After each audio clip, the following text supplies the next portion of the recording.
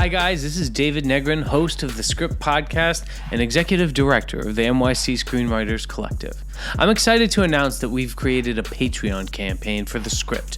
Patreon is like a Kickstarter, but it allows you to give ongoing pledges every month and receive ongoing rewards. Of course, the Script Podcast will continue to be free, but we're just asking for a little help. So please, check out all our rewards, join our inner circle. Become a patron of the Script Podcast at patreon.com/thescript. It's the first ever large-scale colonization mission. We're making history here. You hear that? What?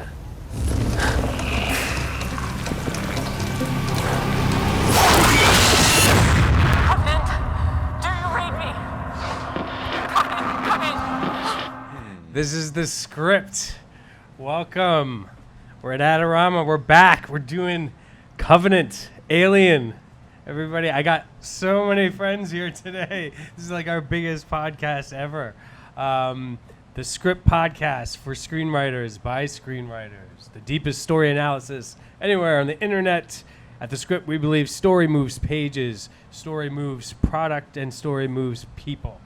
Tonight, I'm your host, David Negrin. I'm here with Kristina Leath Malin, Jeremy Engdhal-Johnson. Just woke up from cryo sleep. Alka Khushalani. Hi, David. And Alec Pollak. Hey, David. Guys, we've been waiting for an alien for a while. We've been waiting to have some questions answered from Prometheus. Whether Prometheus technically qualified as an alien film or not. A lot of great promo trailers, extra content before the movie was out.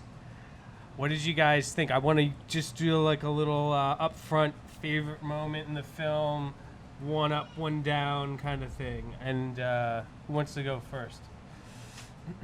Jeremy should go first because he has notes. Jeremy, take it, man. What did We should. I'm sorry, David. We Yeah. should just preface this that it is a spoilerific podcast today. Absolutely, we're gonna spoil the movie. Yeah. So if you haven't watched it, And in that manner, Jeremy, tell us what you liked. Well, I liked the effort to deepen the philosophy and kind of take it in some new directions. I think we're going to probably hammer on this pretty hard because they made a big friggin' mess of the whole thing. Really? I don't this know. This isn't like a positive comment. Well, like, I appreciate the attempt Wait. to take something that we all love and you know, I want to talk about kind of the span of this series at some point. But, I mean, this started in 1979. Yeah. And most of us grew up with these movies. And, this is in our, this is wired in, hardwired stuff. So anything that's kind of, bringing us more information, more detail, more complexity, I think it's a good thing. Whether or not they pulled it off, that's an open question. Well, talk about a covenant between the fans and Ridley Scott, right? This, there's going to be some mentions of sort of George Lucas copy and pasting and gluing together mythologies here tonight. But I really love this movie. I was on the edge of my seat. I had a lot of fun. But Alec. yeah, I was really excited by it as well. It had me most of the way through, really, really excited and really with it. And my favorite moment, it's also one of the most ridiculous moments, but my favorite moment really was that revelation of David creating the Xenomorph. Okay. And engineering it. And I just thought that had epic and kind of really full franchise repercussions in terms of what it meant for both this trilogy that we're watching now, Prometheus, Alien Covenant, and the next one, as well as what your whole path of the androids and the android story through all of these movies is kind of like a parallel story with the Alien story, and now they've dovetailed together. I love that. Yeah, we're gonna get into why it's not called Android Covenant or the Android franchise. Alka? I think, did this film really warrant any strong feelings at all? No, I want to ask you what you pose. liked about it. What did you like about it? Okay, I'm gonna say what I liked about it, but then I'm gonna. Okay, so there were more women on this crew. Okay, and I appreciated that. But it was like the Sandals cruise of like alien ships, right? It was all couples, and they were sent to colonize. So those women were like bearers of they humanity. had they had on board And- fetuses in case you can't make one. Yeah, Yeah. and I just kind of thought, oh well, there goes my feeling of being happy that there were a lot of women, and also those women, every time they warned the men, like, don't land there. Oh, this is too risky. It's like, They no, just we're not ignored it going to listen to completely. you, even Yeah. though you're now the captain. The- We're like, we know The what second we're in doing. command, the priest, We the have white like cowboy male hats, priest, and we're going to said- do our thing. Yeah, Yeah. I agree with all that. I also thought the fact that you had couples who were pretty much consistently separated throughout this mission. So someone's on the ship while someone else is getting like turned into some terrible chop suey, and like I think it added an interesting dimension suspense wise. I agree. The men should have listened. They should always listen. They should. They're Kristina? I'm on the polar opposite end. I feel like I'm not a feminist anymore. I loved it. Yeah. I loved it. I loved the fact that we had another female lead protagonist, even though she bit it, eventually in the end. I also... That's a question. I don't know if she bit it. Well, he said she was going to go through Shaw. The only thing that I didn't like was, as smart as she was, and I said this to the guys, like before Walter got on the ship, I'd have been like, "You remember the cabin, right?" It's just to check. Like, you why, would've checked why would you earlier. go for that in cryo sleep where you have no power to do anything? Yeah. Do it before you get Yeah, into exactly. the pod. Be like, oh, okay? you want to get on here? Yeah. What were we going to build as soon as we landed? Yeah, I kind of Yeah. felt like that. She was so smart. She would have asked that. Yeah. But I'm such a basic bee when it comes to loving this whole, I loved everything about it. It connected. I even went back and saw the first scene of Prometheus to see how that, I loved. I'm sorry. Yeah. I loved. Let me Loved. quickly. I want to we want to talk about who the artists are. Ridley Scott's our director, of course. Blade Runner, Alien, Prometheus, Gladiator, American Gangster, personal favorite, Black Rain. The Martian was a big hit. Our screenwriters are John Logan, who's well known for writing Gladiator, The Last Samurai, Hugo, The Aviator. He wrote on Skyfall. And Dante Harper, who was like an indie screenwriter for a while. He's best known for being the screenwriter of All You Need Is Kill, which was a Blacklist favorite in 2010, which became Edge of Tomorrow, of which he was not credited as a screenwriter later after it got taken over. But since then he's worked on things including The Forever War, which was a project Ridley Scott was attached to. Original characters. There was 2 story by credits on this, Jack Paglin and Michael Green. And the original characters from Alien are by Dan O'Bannon and Ronald Shusett. Dan O'Bannon has a great screenwriting book. I don't know if anyone's read it, called Dan O'Bannon's Guide to Screenplay Structure. That being said, this franchise was begun by Ridley Scott, and then it was left to several other filmmakers to shepherd it. James Cameron, David Fincher, and it, how did that affect where it went from the 1979 movie to what we saw at Covenant? And can you remind people like what Cameron did and what Fincher did? Cameron did Aliens. David Fincher did Alien 3. Juno, right?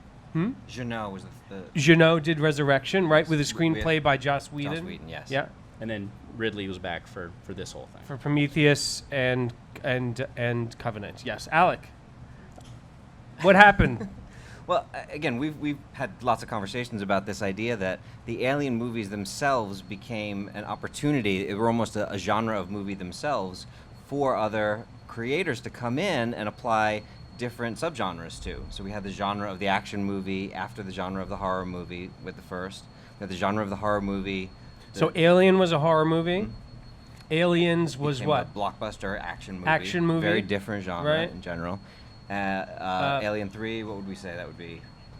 That's Thriller. horror. That's back That's to horror. that's back to horror, Back right? to horror. Contained thriller / horror. Yeah. Resurrection, adventure, space. You had the pirate crew. Yeah, I mean, I've referenced Alien Resurrection a lot of times because Joss Whedon, the format of that movie is the prototype for Firefly. The crew in Prometheus match up 1-for-1 with the crew on Firefly, but then you get the crew on Resurrection. That is, then you get to Prometheus, and Ridley Scott takes it back. Well, Back to the and, core of and the it's mythology. interesting too that when it was on loan to Cameron and Fincher, they actually stuck to the kind of original mythology pretty tightly. You know, you get a thing on your face, and thing grows in you, and bursts out of your chest, and oops, there we go. Aliens are the antagonists. Aliens are the antagonists, but and I know we'll talk more about this, but the way that the aliens are born and kind of the evolution of the aliens is pretty standard. And then Ridley Scott comes back and starts complicating things.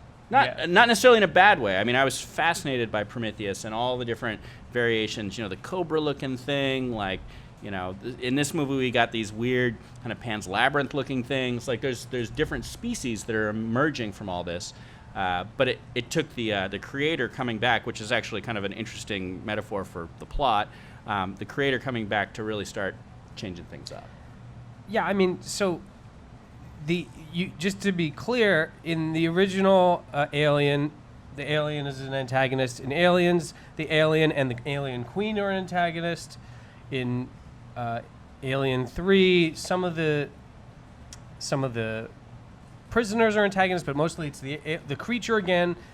In Resurrection, it's definitely the creature. But Prometheus comes out, Ridley Scott takes the reins back, and now it's Wayland, right? And now it's the android. I don't and agree. the same in Covenant. We have some aliens here, but come to find out, David is the main antagonist, the big brain.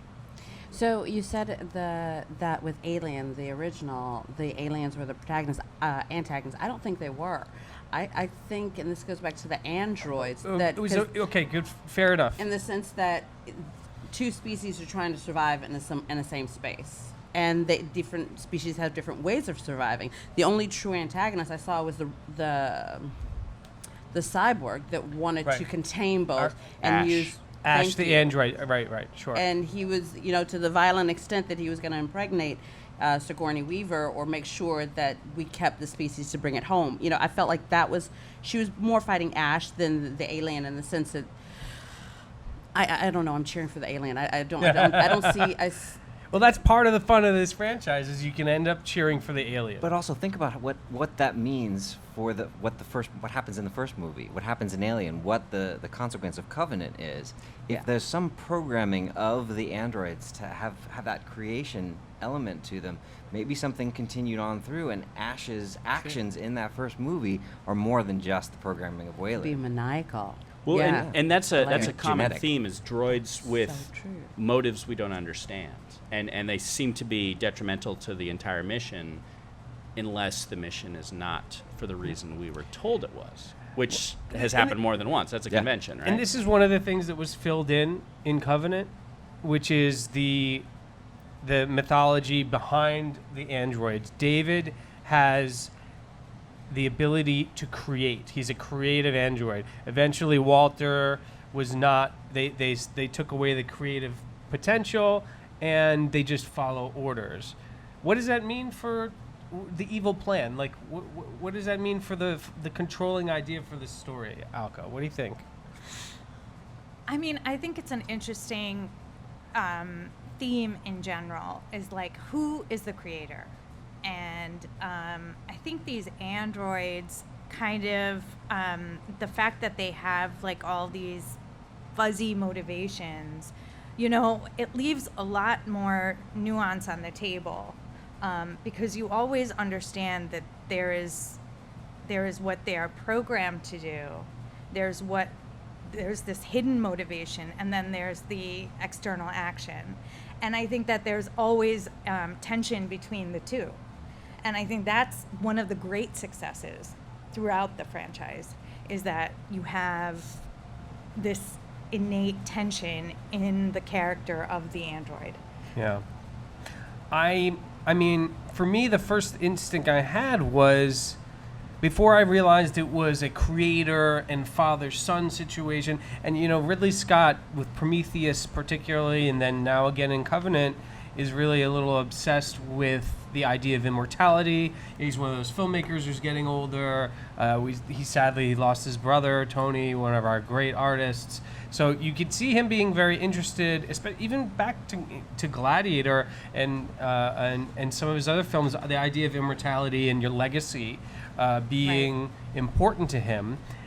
More interested in the androids and creator myth than a strong female protagonist battling for a surrogate daughter in Aliens #2 versus a mother alien and her battling against her children, which is what James Cameron put into the franchise. And that, I think, is what a lot of people identify with the Alien franchise, is this, the strong female protagonist who's not listened to by the men around and the corporation that's messing with her. And at the end of the day, she's a badass construction worker and has construction worker skills and uses them to beat up aliens, and particularly, a feminine alien sort of form.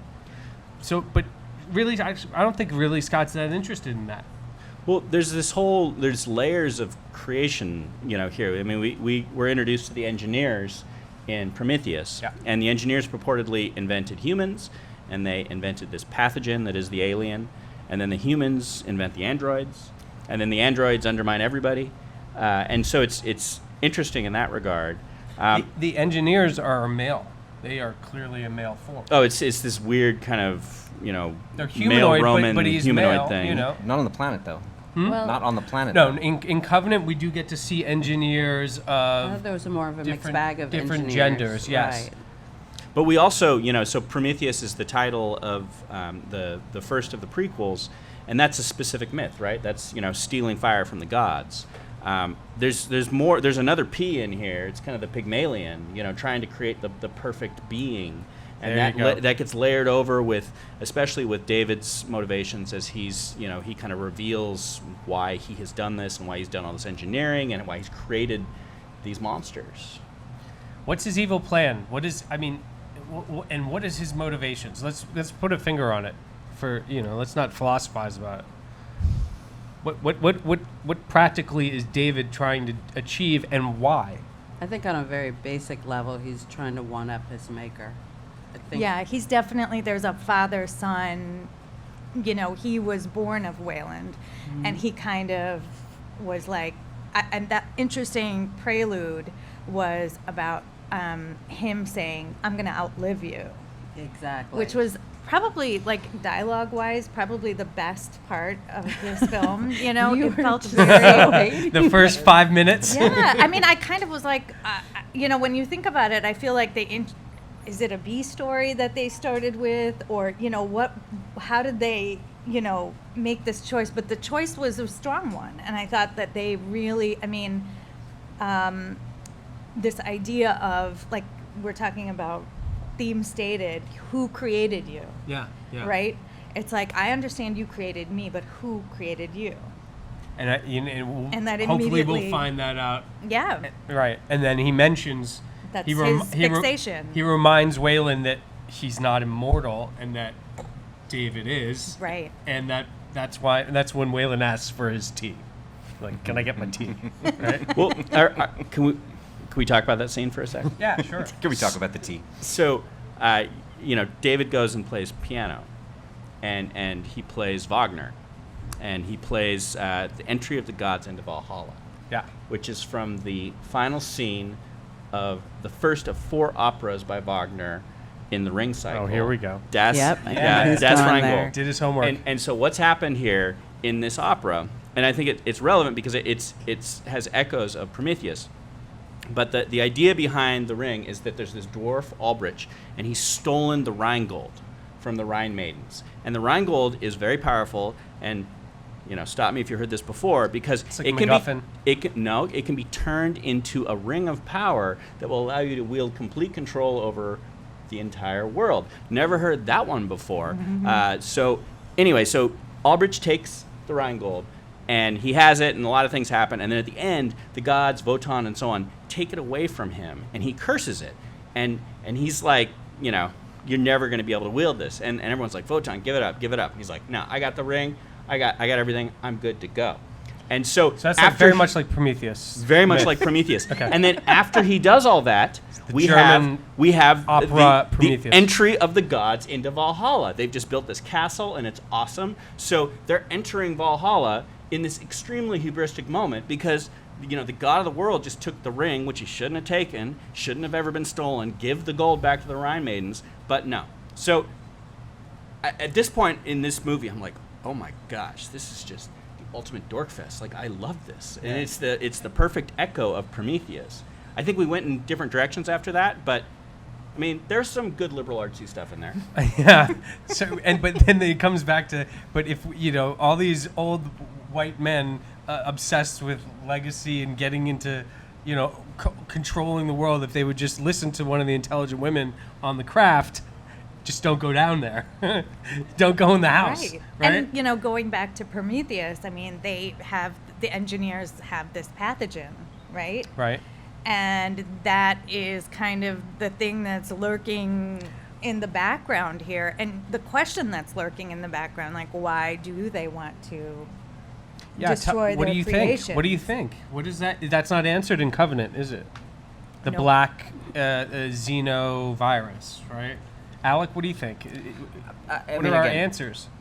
If you look at it in the actions of the engineer and his response to actually meeting the human being in Prometheus, Yeah. and his reaction to meeting David and Waylon, He just gets angry. he rips David's head off. Yeah. David's an abomination. He's the whole reason of why they're so angry and they were going to go back and destroy humanity to begin with. That was the purpose of the engineer ship in Prometheus, right? They're angry at humanity for being imperfect or being... There are some theories that say that they actually did send an engineer to check on their creation about 2,000 years ago. Okay. And we crucified that engineer. Oh, is that part of the internet theory? That's what Okay. chatters around. That's Yeah, the I like only that. engineer with really long hair. Yeah, exactly. He was incognito, you know. Interesting. And that was not the right move, evidently. Shouldn't have done that. Shouldn't have done that. That was a test, and we I failed. like that internet theory. So, you know, that internet's got some... Because there's... I don't know that they figured out that the Covenant answered the questions about the engineers, because they very quickly take us to what we thought was supposedly this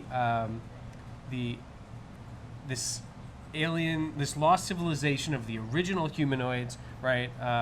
Maybe they're evil, maybe they're not, maybe they have this complicated relationship with us, their children, which they created, I find it a little confusing, though. Yeah, and did you know, why does David decide to kill them all, right? And To be God. Because he wants to be a creator. That's his thing. Yeah. so you got to be a destroyer to be a creator. He's going kinda to what they destroy the masters so he can become the masters. I mean, I got David's His journey side makes of it. sense, yeah. I think, you know, like the engineers and thing the is a aliens little are nebulous. his creation. The aliens are totally No, that's where I'm confused. Because if you go back to the opening scene of Prometheus, the actual engineer, when he takes whatever he drinks, he dissolves. His pathogens are what goes into the water, and that's the same thing that they I don't played know in that that's Covenant. the xenovirus. I think it is. he becomes though. he becomes like that first seed of life. Yeah. I thought those are not pathogens. I think that I was thought those were that the was the pathogens. ultimate giving I birth think to humanity. Like starting in the water, he goes into this. I think Because Ridley that's needs still to in have that different town. colored goo if he wants us to understand the plan. Because you're right, it's like black liquid, and pretty much on the internet they refer it's called black liquid now. The xenovirus liquid.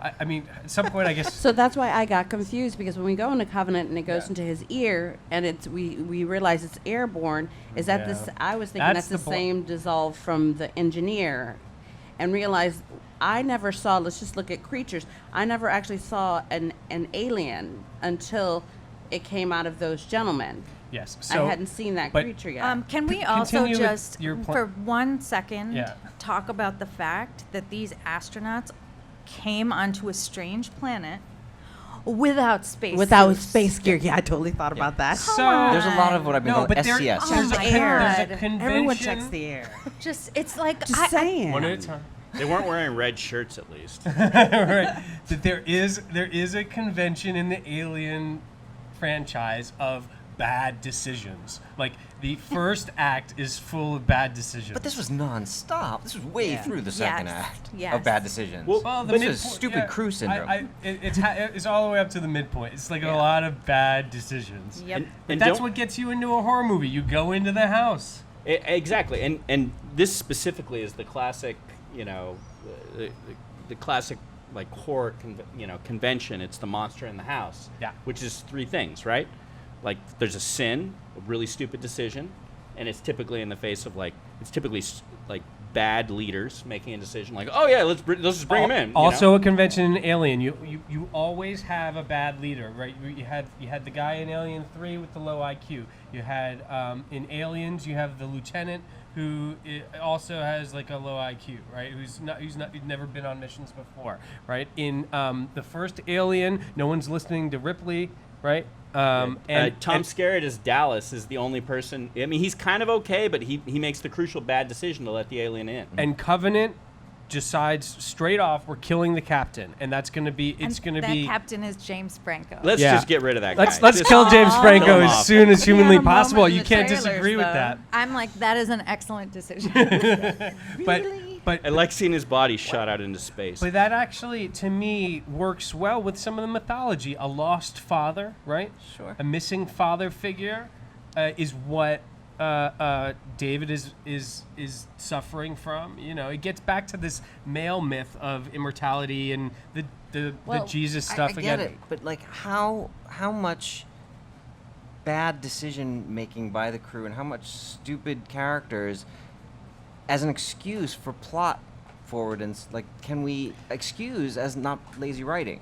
So Never lazy writing. All I will say is that the dumbest choices made for the most tension. That scene where the lander first lands on the engineer planet, and We've never heard of this planet before. But We let's- won't ask but Mother. it's- We yeah. won't Google. We're just gonna go down, Send and we're not probes. gonna wear Google. space Send suits. androids. and it's better. There's- It's better than Google still exists in 2100. Okay, Okay. I feel like there's two different conversations. Are we going to talk about the plot and the script, or are we going to talk about the philosophy? Because Well, those are two totally... We're gonna do plot in about 5 minutes. So philosophically, now listening to you guys, I'm connecting more dots. And if the engineer is the creator of everything, that makes sense if he would be pissed off at David for bringing humans back, because maybe he's thinking like, I purposely engineered this out and I don't want to bring it back. And I feel like all of these guys are like, mine's bigger than yours. You know, I can make it even better. No, Yeah. I've already made the best. You know, like every single iteration of a male version of species. And why have we not had any female androids, by the way? feel like All creators. seem to want to one up. It's all a And have a boys' bigger one. fantasy. This stuff with that I'm the creator, I'm Exactly. immortal. That's all. I think you're all jealous because none of you guys can create and we can. Thank you. Absolutely. There it is. There it Boom. is. It's Da Vinci Code. We're done here. It's Da Vinci Code. Drop the mic. Boom. That's it. Ridley Scott Nothing to say. took away he took the focus from Aliens. The James Cameron, whether you like him or hate him, he made it about motherhood and maternal instinct, right, and creation. Yeah. And he's focusing on a bunch of men who cannot create and are struggling with it. And there were That's gonna so be my many segue scenes of to men taking giving my child birth. to the bathroom. Okay, there's so many scenes of men giving birth here, right? Like what? Like every one of these, like we end with Michael. Fassbender, yeah. Michael Fassbender, playing David, and he's like birthing these aliens like out of his throat. Yes. Ah, Yes. Very, excellent. very. Okay, excellent. we're gonna figure this Actual- orifice thing out, and we're gonna do it this Yeah, way. absolutely. You know. We did orifices almost every way in this, right? And every one of those, like in the first Alien, when the thing popped out of John Hurt's chest, Yeah. right? It's a birth. It was just like a burst of something. And these, they kind of come out in like sacks. yeah. You know, they're like, it's almost like watching like a four-legged animal giving birth. And I think There's that a lot of birth. Yeah. there's like a lot of men giving birth. Right. Which Yeah. is, yeah. Although we have a new convention in this movie where instead of coming out of their chests, the alien erupts out of your back, which Your somehow back or your mouth or. we're gonna do it differently. Anyway, yeah, the whole new neomorph-like strain of aliens, they do things differently. there's a lot of new rules in this one. Well, so why don't we do 2 minutes on the rules of this universe and how they've changed or been violated? Because honestly, there's been some George Lucas like pasting together of mythologies here. Okay, on the internet, I found a map that says that that Prometheus, Covenant, and Aliens are all three they're different aliens. They are of different morphology. They're related, but they're cousins, right? So Aliens is what we will call the Xenomorph, right? In Prometheus, at the end, we get the Deacon for some reason. This is a religious connotation. And then in Alien Covenant, we have the Neomorphs, which is the white alien that we see, okay? Some people even say that the dark alien in Covenant is not the same as Aliens. They're calling it a protomorph, but let's not go that far. But how do you get these things? From the original Aliens, you have the egg sac, the ovum, then you get the face hugger, and then you get the chest buster, right? Mm-hmm. What do we do in Covenant? What do we do in Covenant? What are the rules? Well, I mean, it's airborne for one. We have these little pods and egg then sacs. These little like mold things come up and come in your ear. Right, they're calling them motes or motes or some kind of they're the neomorph. They're like yeah. Yeah. Mm-hmm. And you do get a blood burster, but you skip the whole face hugger thing. No, you get some face huggers. For the Xenomorph. With the Xenomorph. Yeah. Later on, right? Yeah. But earlier, So he's playing around. He's playing around with his prototypes, and I think that was cool with me. That was fine. I was wondering, like, where's the second jaw? Where's, But you skipped a rule of the universe, which is you got to trick somebody into getting face hugged. Now it's just, you smell something or, Yeah. that's part of it. Well, We're doing the rules of the universe. Apparently the parasite is backing off in its potency. I mean, like in Aliens, it's all about kill the queen because she's laying all the eggs that lead to the face hugger. There's no queen. Right. In this single point of failure, right? That we know of. Yeah, No, we said not that that we've was seen. the egg versus chicken theory. It starts with the egg. David laid the eggs. So David laid the eggs, right? Again. Quarter of the podcast. Womb envy, right there. More Yeah. womb envy. Well, and on that topic, by the way, just because I think I watched Alien 3 this weekend after seeing this movie, and like it's an awesome movie. Like I did not. It had been more than 20 years since I'd seen it. And I did not appreciate it enough. But all those feminist themes. The fact that she gets impregnated with an alien and that's how this thing ends is crazy. Yeah. And it's like they build up And to she's it. in a men's prison. And Men's she's prison. the only woman there. They've taken a vow of celibacy, Right, yes. and of course half of them are rapists. I mean, it's like it's a terrible place for a woman to be, and she has this thing in her, and she's badass. And that goes back to, like I was saying, the original mythology James Cameron really pushed after Alien with his sequel, which was about a female hero's journey, right? Whereas once we get to Prometheus, we're a lot more interested in the android's journey and all this womb envy and stuff. But Prometheus did have that like self-inflicted C-section, which I appreciated. Oh. Yeah. I was like, there was something kind of, unforgettable about that. That's the most unforgettable thing other than that first That scene. is a great moment. I was It's like- That was something an we've amazing always moment. wanted to see, is if you could save somebody who's been impregnated by an alien.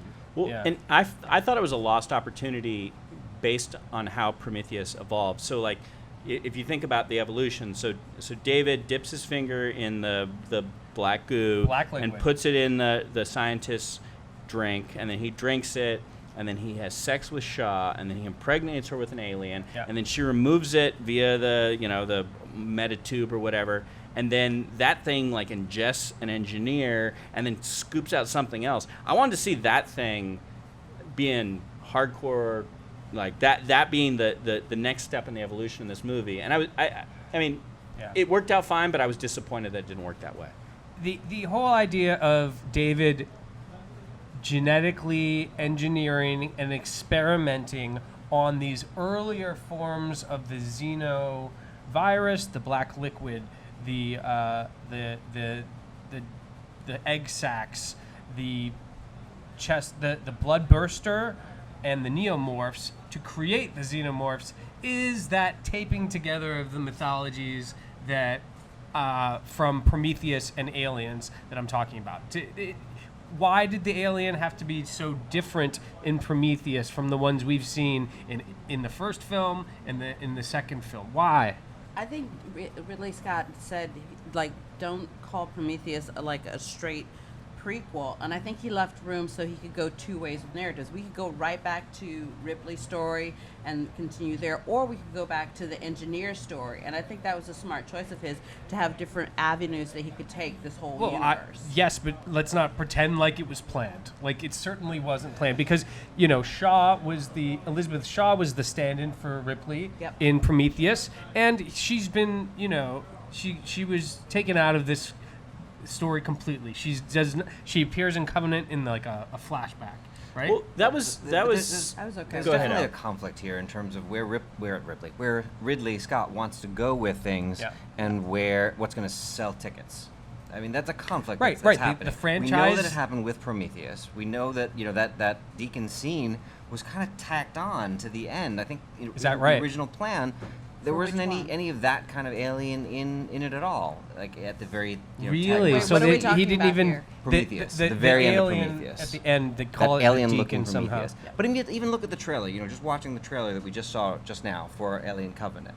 When did everything in that trailer take place? What part of the movie?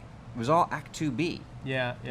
Which is not where you usually get trailer material from. Right, Trailer should be material is Act usually 2 2A. fun and games. Yeah. That's the fun and games. That's all the craziness. But if this movie's trailer was an Act 2A movie trailer, no one would go see it.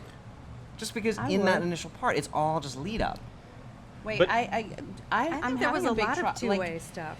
This is what I think. Trailer-wise? With Prometheus. One at a time. I'm kind of like over the whole beat up Prometheus because I feel like it's like Rogue One. It's a one-off, and it has it's in the universe, but it's different. And I feel like we're so okay with Rogue One, and we're not beating it over the head to not be exactly have Han Solo or this, but we're not doing the same here. We're like totally destroying this franchise when he said himself, don't assume that this is all going to line up. But this Why do movie we accept it with takes Star Wars and but not with this, the Alien I agree. franchise? I agree that they don't match up that well. But this Covenant begins. The prologue is the last 10 minutes of It's of definitely Prometheus. It's completely a sequel. and it's an origin story. Yeah. I mean, That's all exactly- of it. It's like exactly. even Totally the agree. planet that they're going to is named like Orge or something Totally. Or a guy, yeah. something. Well, and in the history of It this, could be the if this- Sandals Cruise thing again. The but it could Sandals. be- Yeah. In the history of this series, I think one of the reasons I didn't watch Alien 3 for a long time is because I was so pissed they killed 3 characters I really cared about from the prior movie. The whole reason you care about aliens is, can we get Newt to the ship and get her to survive? And then in the first 10 minutes of Alien 3, she's dead. And Hicks is dead, and Bishop is dead, and you're like, wait, I've Not cool. It's not cool. And so this was a similar thing with Shaw, Yeah, where yeah. we care about a character, and we're just gonna, we'll get rid of him before we even get to the, the inciting incident. And in her place, we have the Daniels, who's the Katherine Waterston character. How did you guys feel about her taking over the reins for the strong female protagonist lead? I think my question was, are they going to let her wake up? Right? Because in the I don't end. trust them. Because they got rid of everybody else. Yeah. Are Well, they this is- going to let this woman wake up in that pod? That's at the end of the movie, but Yeah. for this No, film, but here's- during the movie, how does she carry the torch? Yeah, she totally does. But and I loved her in Fantastic Beasts. But here's the thing, the whole issue. This is So the dying, we have Newt that comes back and she's dead, right? And then the top of this one, Shaw comes back. That's a classic horror trope, like Friday the 13th Part 2. You take out the heroine that survives the previous one. That's not new, and I don't have a problem with it either. What's the suspense reason? I to like do that. There's well, let's just call a spade a spade. You probably couldn't get Hicks and Newt because their agents didn't Well, make it in happen. horror, it's you Probably. hire a new cheap person. actor, Yeah, right? stand That's in. why it's a horror convention. But they've got budgets for these. But do they movies. stand in as the half man? And two, because They didn't with do that to three- Jamie Lee. No, not with her. But the thing is, with 3 too, if you're deciding to set it on a planet of all males, it's hard enough having a woman. Can you imagine having a woman and a child on a rapist planet, and all the blowback from having it, like to protect the child? That's true. It's a dark planet to have Hicks and Newt wake up on. Because he's going to be emasculated because he probably can't help her much because he kind of got beat up pretty bad. And then a child molestation. I wouldn't want to go down that road I riding it. agree. It's a different scenario. Let's talk structure, guys. Second half of our podcast, we would like to do break down the movie structure-wise. I mean, we don't have to do all 15 beats. We can do setup, inciting incident, break into 2, midpoint, all is lost, break into 3. But you guys feel free to jump in with extra beats along the way. Does anyone want to tell us quickly the beats that make up the setup? Our Act 1 for Covenant. Alka, thank you very much. So Volunteered. So the setup is that the Covenant is a colonization ship. Which is why we have all the couples. Yes, we've got crew, we've got colonists, we've got embryos, and they are headed to this planet that is years away, I guess, and that's where things. Why are we colonizing? Anyone? Is it clear? No, it was a mission, but I would think the inciting incident. Not because We're not there yet. Come on. Okay, fine. Well, go ahead. What do you- Because what is it's the in my inciting- head right now. Okay, what's the inciting incident? The whole James Franco thing. I think that kind of threw me off, but it is the inciting. Because I'm just thinking right now, had he lived, they probably wouldn't have gone there. They probably would have stayed the course. There wouldn't have been so much like who's the captain between Right. his girlfriend and the religious guy. So, go ahead. There's the solar flares or Exactly. electrical Neutrino burst. neutrino yeah. burst Yeah. that hits the ship and wakes everybody up. And only the And- crew, Oh, guys. Only the crew. crew. We And- lose that's some true. colonists, but it's only the Sadly. crew But that then wake up. we've got they receive the That's country true. road transmission, Yep. which is kind of the thing. It's That's our another inciting incident. Call it's to another adventure. alien Call to trope. adventure. Yeah. It's a ping. Is, It's From a John. ping we from got an some phantom. phantom reception and she's singing Bad Country, John Denver's John Denver. Not bad. Come on. Not Her bad. version was bad. That is not bad. Well, because Numi doesn't have perfect English, but she's all right. So they pick up the radio transmission. right, the transmission. We get That's the we start the movie with the prologue with Wayland and David. Oh. Okay, which sets some of the theme. Is there a theme stated in there? Can I just want to jump in real quick because one thing that we should play around with as well or talk about is the prologues that were online to see that happened even before any of the film. Yeah. And I I know want that they to do weren't film structure of structure. this movie. They didn't put it in the movie. I know, but Okay, they're so- almost essential for understanding it. So go on. Was there a theme stated, Alka? I thought the theme stated was "Who created you?" Creation. Yeah. Like, that works, and that happens in the And prologue that with Wayland and prologue, David. which I also feel was like, kind of like the B story up front, which you may or may not agree with. Sure. but- I mean, I think David has to be the B story, right? So we'll see. We'll see. So then they get the Covenant's headed to Origai, neutrino burst. Then they get the radio transmission, very habitable planet, and our new captain Orem, who's also religious. He's supposed to be like a pastor of some kind. Yeah, they didn't do much with that. Decides to investigate I agree. against the objections of Daniels, who's our sort of our protagonist. Yep. Okay. Then we break into the second act. What do we got, guys? Anyone else? Beats. Well, I think the midpoint is meeting David, because that's what kind of turns the whole thing upside down, right? I mean, you want to walk backwards from the midpoint? Well, I would think the whole Well, the explosion. I agree with that. The first alien hatching and the explosion would be before that. That's all though. fun and games to me. Yeah, That's fun I and mean, games. there's a lot of fun and games. There's the spores. There's David new is ways to get infected definitely- with alien pathogen, and That's Yeah. all Act 2A. Yep. Yeah. For Up me, to David, right? I'm kind of with you. Like up to David, up to meeting David. to which I think David. it's past David. I think The until midpoint. Midpoint is David. Let's talk about the midpoint, because that's the hardest thing in screenwriting is figuring out the midpoint. What do you guys think is Alec? What do you think is the I think midpoint? it's meeting David or David. Meeting David. Okay. Maybe David revealing himself, because suddenly it's a different story at that point, and that's. Are the stakes raised? What did you think, Alka? Midpoint.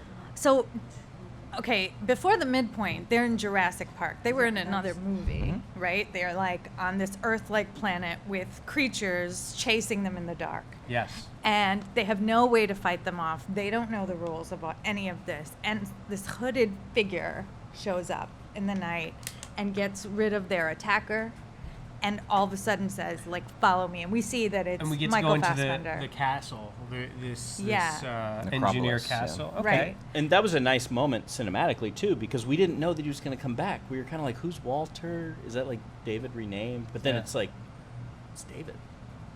And you did the clone thing. You did. But nobody yeah. acknowledges thought it that, was the hey, end of this one. guy looks a lot like our android. It takes them a few Yeah. minutes. Yeah. It's like about nobody that. says this. And then how does his hair grow? You know what I mean? Like, come on. This was, he can do what he wanted. He's more perfect. Creation? Yeah, it's not I like don't, I don't know. mechanical. I The was hair like, is android that's your with the question. hair. Is how does the hair grow? It is a question. How did he It's create a these question. aliens? Okay, so this is what I'm not getting. Like, the end of each act should have a cliffhanger leading into the second, and that's why I kind of thought that the explosion right before he came and saved them, because we have the explosion that happens, then we have these new baby aliens that are running through the bush in the dark, and then he saves. I felt like that was the beginning of Act 2 when he saves them, and after the I think no. The explosion beginning of Act happens. 2 I think is going down to the planet. Yeah, Yep. Right? they land on It's the that planet. choice. All That's the a things, long all the After things the you- debate. all the things you're describing are that's Act 2 already. That's action. That's fun and games. You get the crew infected by the spores. You get the quarantine on the lander ship that doesn't go well. That for me also. So what do you see as the end of Act 1 then? The end of Act 1 is going down to the ship, Here's the convention planet. from the ship to the planet. with Alien, and Act 2 always happens on the planet, and Act 3 happens in space.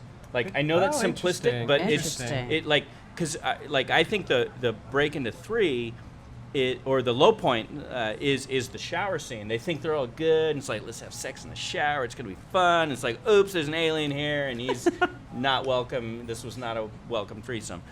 So, like, but the alien's on board, and now we have to deal with the alien on the ship. Are And- they on the ship? They're still down. No. No, they're on the That's- ship, They're on the ship. by the shower. Yeah. But that's Act 3. That's Act 3. Yeah. That's Act 3, but Right. they I had for the all is lost when David disables Walter, and and then he captures Daniels. Like that and that's happening I did on the watch that. planet. That's the all is lost. But they're able to reactivate him. Walter's able to reactivate himself, fight David off probably, and Daniels escapes, and then Lope gets is the guy who gets the attacked by the face hugger, and they kill the xenomorph with the crane on the planet, right? This to me is third act stuff. I don't know. I kind I of think that disagree. we frequently have we have false summits in alien movies. We Yeah. think that we're done. And that's why I thought Yeah. that the shower scene was perfect for that. It's the same thing in Aliens where you're like, okay, it's okay. And then he's on the ship. And in Alien 3, you're like, she finally gets Bishop back up and going. It's like, is there a is there an alien like on the planet? Yes, there is. Oh, come, we got to go. And kill That's it. just a second ending, Mother- though. That if- takes 5 minutes. It's just If Mother can identify that there's an alien on board, why can Mother not identify that Walter is not on board, but David is? Okay, there Right. is huge plot holes here. Not a good But I mother. Mother is disagree not- with is I failing disagree us. with your all is lost also, David. Okay. I think the all is lost is when Billy Crudup gets the face hugger. And he is like, he represents this idea of faith. Okay. Right? And so I think that's And the all is he trusts David enough to go into the yeah, and tomb he's or like, whatever. oh, have a look. And this guy is, run by faith. And boom, he's done for. And then the dark night of the soul is when David becomes Walter. And that is if you accept that Daniels is the protagonist. Because Yes, that yeah, is yeah. that moment where her hope is gone. So you're pushing Fassbender on Fassbender into the end of Act 2 as Oh, opposed yeah. to beginning of Act 3? Yeah. Okay. Yes, I am. All right. Yeah, because that is a cliffhanger. Can- I'm wondering who's Can we going. can we take running one back. moment and talk about the Walter and David seduction scene? Does anyone want to comment on that? No. I think that you just volunteered to comment on The that. flute. The Do we want to flute. talk about flute The playing? flute.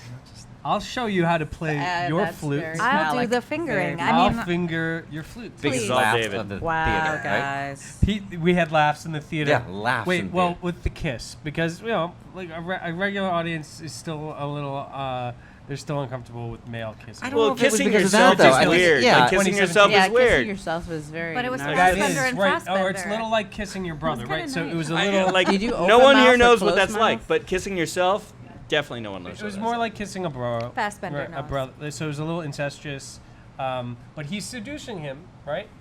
That's part of the plan. He's trying. It's part of his evil plan, showing him creation, which he cannot do, that David's more perfect android can, right? Which is maybe trying to get him on board with his evil plan.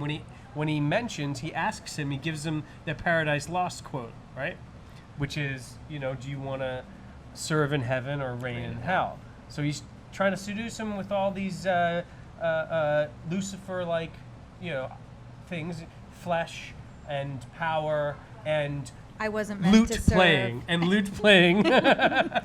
I wasn't meant to serve, and neither were you. I mean, that was the most seductive line, Yeah, But it was yeah. all such great For setup. women. And then you've got the body swap where they swap Yeah. personages, and it was so telegraphed. It was so like, all right, this is clearly what's happening, Yeah. and then it was what happened. There was no surprise to it. That was my biggest disappointment. nobody's You allowed- saw entire the body movie. swap coming? Absolutely. Okay. He starts Absolutely. cutting 100%. his hair. I was like, oh, He please don't starts let them do cutting this. his Yeah, hair. when Don't he let cuts them his do hair, this. Don't that's- do that's this. just- And it was just like, you saw it was coming. I was like, please, please, please, please, please, let it be something that I'm not expecting. That Yeah. there's some twist to it. And, maybe Walter went bad. Maybe all that kind of seduction. That actually- would have been awesome. Right, like that he something. successfully seduces Right, Walter. right. David dies, but passes on this Something. This Better. this crazy. Yeah, that's yeah, a better ending. yeah. That David passes on this this yearning for power. That was But- my moment. Or he reprograms Walter. Sure, You sure. know what I mean? Even if he yeah, all just that like creating. put his code into it. Yeah. So- and Walter so to speak. ends up with like an alien head as kiss. well. David Negrin, Yeah. not David the Alien. Since you've read Paradise Lost, Oh, here we go. let's go. I wrote a screenplay about Let's it. go. What do you want to know? How does this fit? And does it work? The closest thing, so in Paradise Lost, you have it's sort of a sequel to the Book of Revelation, where you have where it's after Lucifer's been thrown out of paradise. Lucifer was apparently the head of the angels. He was God's favorite, and he was bestowed with great responsibility and power, of which we don't know what they were doing on Earth. It was maybe during Genesis, maybe during creation. God asked him for tea. It was a tea order. It was basically a Play Starbucks, me some Wagner. a Starbucks order and a little was it. piano, right? And so Lucifer, because he's too prideful and tries to take over paradise, before man is created. He's thrown out by God one way or another, and so he's in hell, and he's talking to some minor demons, and he's telling what Alka was saying. The lines that Alka was saying was that we were not meant to serve, right?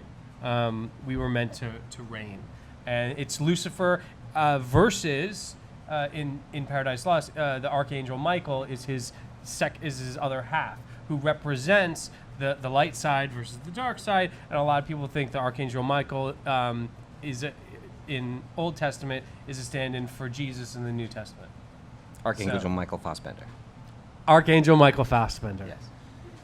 Oh, whoa. Jesus Fassbender. Whoa. Getting complicated. Yeah, I'm just glad we didn't. Yeah.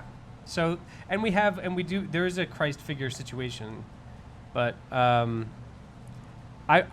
me that didn't come through. I think the hubris of Lucifer, the hubris of David, that matches up pretty well.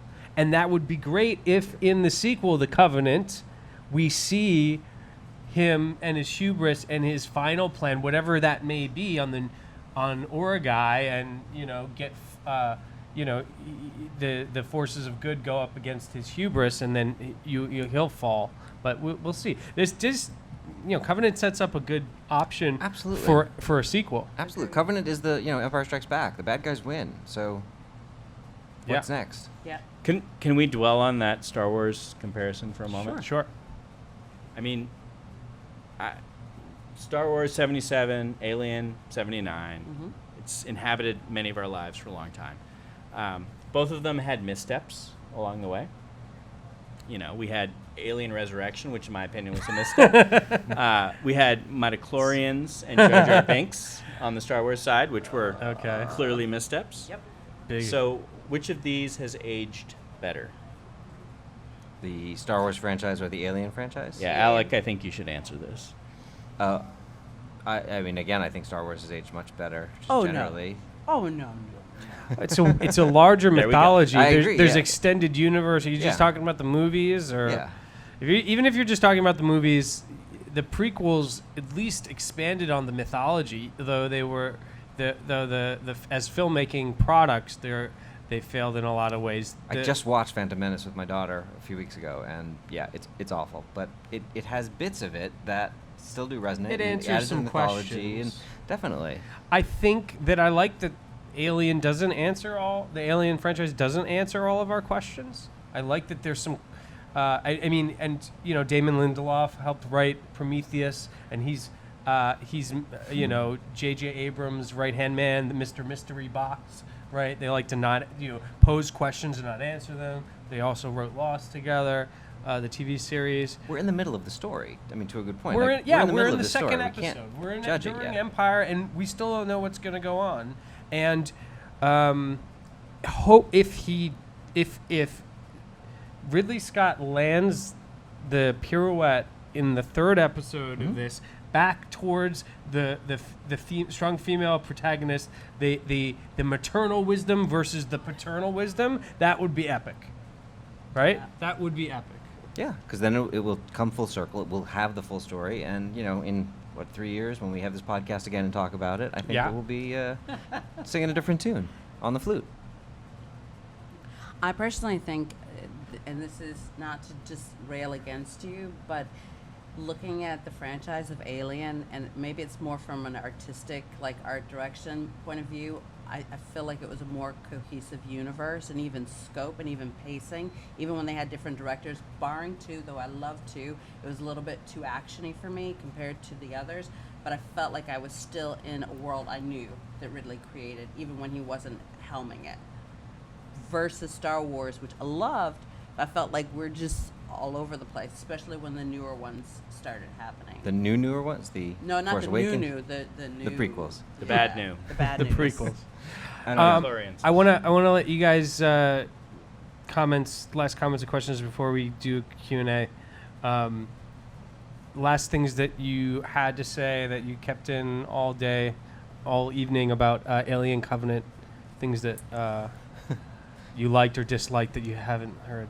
No one's mentioned that moment. And like I said, it was my favorite.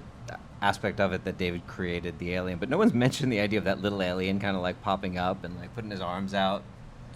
And The chest burster. when the that like xenomorph actually like Was that burst like a out, Christ thing, or was it just the? Oh, there was mommy there was thing? a little alien on a crucifix. well, there was an alien on a cruise, but this is like the little guy that came out of Billy Crudup's chest, and like David went like this, and the little alien kind of like picked up his arms. and learned from him. I saw some comment that was Like like, a I fo- expected him to suddenly start singing "Hello, my baby," hello, like, because it was a little really ridiculous. That's why I don't think of them as a Spaceballs the reference. antagonists, because of the connection there. That's why I don't see them wholly as bad. It just is another species, but not bad, because they were learning too. David's- I mean, to some extent, No, we're and it wa- assholes and in universe comparatively. That's true. At one point, David starts speaking to the xenomorph, and it has this almost this look of this childlike look, and then when Orange kills it, he's like, "No, you killed my child." Even though the child had eaten some people, there was some innocence to it, right? There was some innocence, and that actually is a great choice, a beat where we feel for the neomorph. When is the last time we felt for an alien? Does Ripley count? Does Ripley's clone count? Ripley's clone does not count. No. An actual xenomorph or neomorph, one of those. I think the first time we ever see it, the first out of Tom Skerritt's chest, because it's a baby. A baby. Yeah. I think I'll agree with that. I think I felt a little for the mother alien in the Aliens. second episode when Ripley starts taking out her brood and she's crying, Screaming, she's yeah. screaming, and we know that it's one mother and her child against another mother and her children, right? I felt for the alien in Spaceballs. Okay, whatever. Anyone else? Last Wait, things? I do have to comment, and I'm surprised no one's brought this up yet. Did anyone have this like deja vu moment when they start closing hatches and did like a repeat of Aliens 2 where they tried to like launch it out of space? Do you remember the end of it? That's a convention, But yeah. they did it in But it was Alien kind of a- in the first one. They do it in every movie. It's a Yeah. convention of She's aliens. trying to always get it out Get into it to like the hatch. the hatch that has all Yeah. of the cargo bay. But the whole idea of firing things into space, like we do this with corpses too. Like the Kane, the guy who has the thing come out of his chest in the first, he gets launched in. Captain Branson, aka James Franco, Yeah, they goes set it out up. in 6. Like we're all about firing bodies into space. I thought we were especially douchey. I was like, alien God, bodies. we're littering in space, dude. It's the only way in a Monster in the House movie in space that we can know that it's actually dead, right? The firing into space to know that the story's actually over. I'm going to say one thing, which is whenever I see the first Alien when it's on, I always stop. I don't do that for any of the others. Where? Or what like, puts you off? I think, there's something in the silences of the first one that is like poetic. And it's really, it really kind of So you gets say you it. stopped to watch it? I stopped to watch it. Oh, Sorry, okay. I'm Oh, sorry. I thought you Let meant me you finish. stopped watching. Yeah, no. I stopped to watch it because there's something really beautiful and really heavy about the isolation, like the feeling of isolation Yeah. of space in the first one that none of them ever kind of got back. They're chatty, they're actiony, they kind of move too fast. Being and on I a think ship, like a marooned ship. yeah, you it's know? like and you can in that first one you kind of linger over this beautiful art direction that you see with Ridley Scott, right? And here you had one moment, and that was with the sails, right? That was you a- see a- the sails going up, and my breath just caught. I was like, oh, they're gonna do this now, and that was it. And then That was it. explosion. You got You this know? huge explosion. And But and it's- even when the sails went back, Yeah. and then the lights went on, there was something so beautiful about that. And I thought, now just like live in this moment Yeah, for a great second. moment. We Take this moment because it's so beautiful. This It's world is so cinematic. Yeah, beautiful, and they do absolutely. not give a shit anymore. David and I were talking about this earlier. Is the pacing of this movie? That was one of my downs. Like, Yeah. I didn't feel that the pacing was right.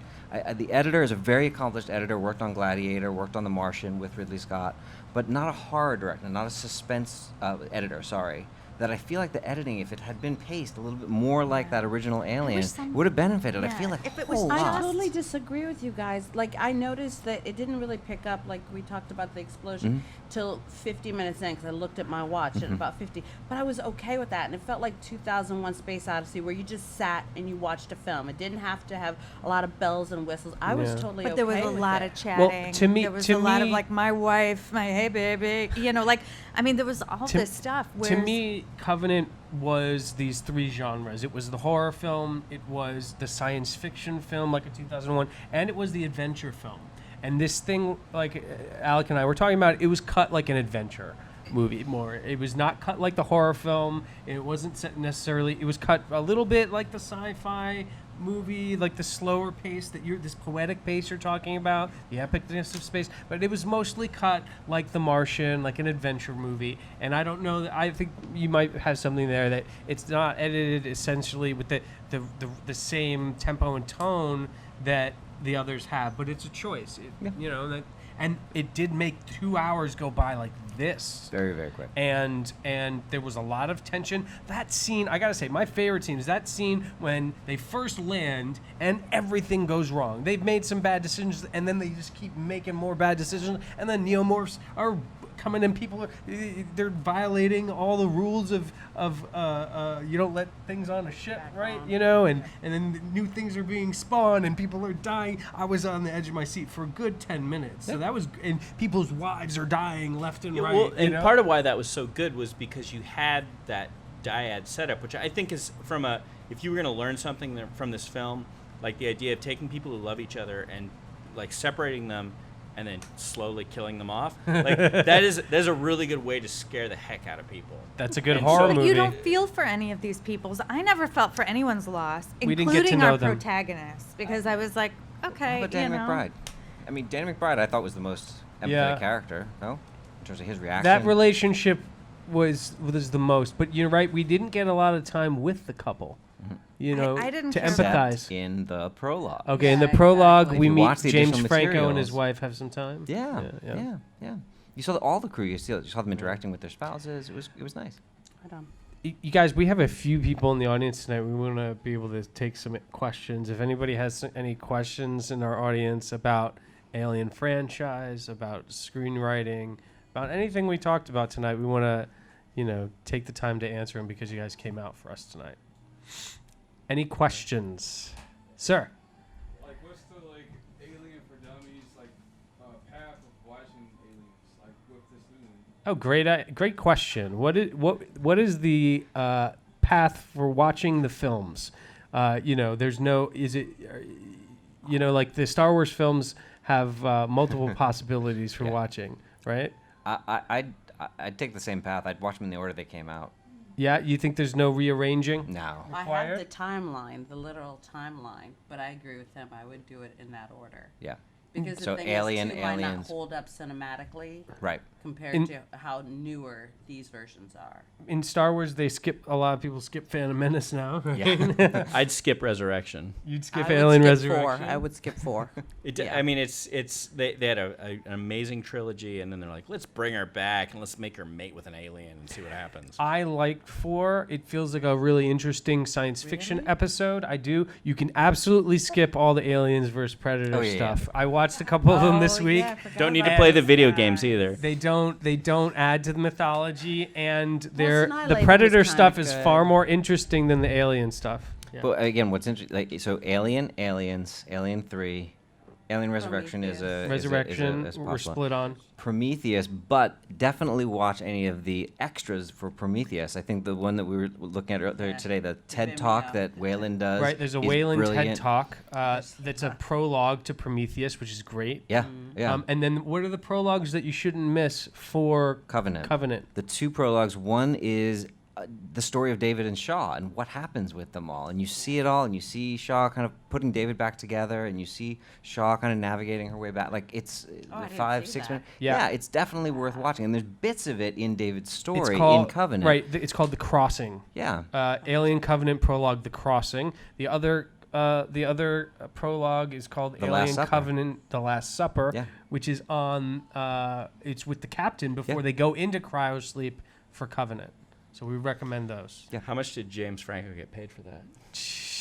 Apparently, he was in Nobody more of the cares. movie in earlier scripts. The screenwriter, one Glad of the they got rid of him. screenwriters, talked about it. Yeah, He got his own vial of black goo. I yeah. think that was his. We got to watch James Franco get burnt up in space. Definitely start any with other Alien. questions? Any other questions out there?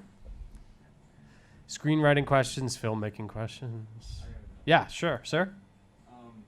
So, like, I always felt like there was some part of like Waylon and David like hidden somewhere, where like, you know, where it would make you seem like he was raging against humanity, but like Waylon's like secretly in there somewhere, you know?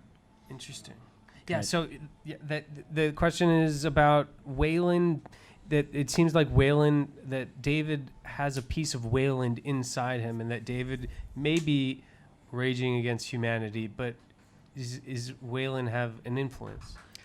I kind of like I didn't like the philosophy that David landed on, this creation thing. It's like, oh, I'm creative. It's like I like to create awful parasites. I that mean, frankly, kill. it's the singularity thing. It's AI. It's AI comes forward and doesn't like humans and then eats us. It's like But it's a basic one. That's stupid. I'm way more interested in the idea that Wayland gave him orders, and that's what happened early, and that's what he's carrying out. Like That would be great. I find that way more compelling from like the idea of a droid who's just, I'm going to carry out, genocide, like regardless, because my master told me to. I mean, that's really screwed up, but I can at least understand it, as opposed to, I cooked up this idea of coming up with these genetic eggs that would hatch They're things. perfect. Yeah, because they're perfect. The TED Talk gives resonance to that, because in the TED Talk, Wayland talks about the Lawrence of Arabia scene where he pinches the match and says, the trick is not minding that it hurts. that it hurts. So that's in the TED Talk, Which is goes how to what? Prometheus starts. Which goes to Prometheus- what part of the philosophy? No. Prometheus starts with David watching Lawrence of Arabia Mhm. and quoting that scene again and again. And so why is he obsessed with that? It's a part of Wayland's philosophy and Wayland's mentality and Wayland's, what he loves. What Power, hubris, perfection. I'm not even specifying what it is that he's talking about. Just Yeah. that idea that there is that resonance. There is part of Wayland in David. I think I think that our audience member, it's absolutely true. Wayland is inside of David. The choices David is now making further down the path after Wayland's death are questionable. Is he trying to be like his father? Is he trying to surpass his father? Or is he trying to carry out his father's orders? Well, and there's two quotes, one in the most recent movie and one in the first movie, that I think, they've at least been thinking about this stuff for a while. So in the most recent movie, David, I can't remember who asked him, someone says, "What do you believe, David?" And he says, "Creation." And so we're meant to believe that that's the core of his philosophy. Going back to the first movie, Ash, the original android with homicidal motives, when he's looking at the alien and he's examining it, he says, "I admire its purity." Yeah. And so there's this sense of perfection and idealism that's at the core of the android ethos. But are we there yet? I don't know. I mean, It's like the myth interesting. of Frankenstein as well, Yeah. right? It's like you create this monster, and you cannot control what happens afterward, because the monster goes into the world interacts with the monster, Right. and So these all two hell things breaks that they have in loose. common, the idea of control, like ultimate control, ultimate power, right? Which is creation is the ability to create, is seen as control, and then perfection, the idea of perfection, beauty, perfect beauty, is another idea of control. And both are, rightly hubristic sins that pride that cometh before the fall. So hopefully that gets resolved in epic, manner in Alien 2.5. Awakening?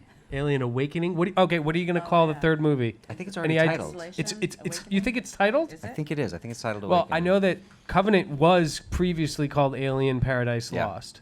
Terrible name. Yeah, not so good. A little on the nose. But you think, what's it called? The third movie? I thought I Awakening? remember Awakening, but it may be Anyone know? Awakenings. Anyone? Yeah. Well, Why were you thinking like Revelations or something?